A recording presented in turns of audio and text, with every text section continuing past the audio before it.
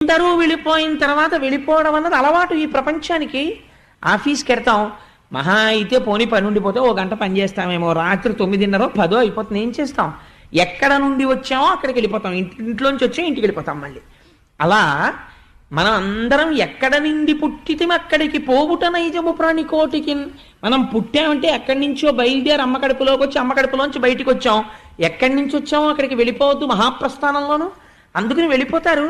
వీళ్ళెవ్వరూ వెళ్ళని వాళ్ళలా, వాడొక్కడే వెళ్ళిపోయిన వాళ్ళే. వీళ్ళందరూ వాడి కోసం ఏడుస్తారు ఏమిటన్నాడు యమధర్మరాజు గారు. అంటే ఆయన ప్రొఫెషన్ అటువంటిది. ఆయన రోజు ఇదే చూస్తుంటాడు. ఆశ్చర్యంగా ఉంటుంది.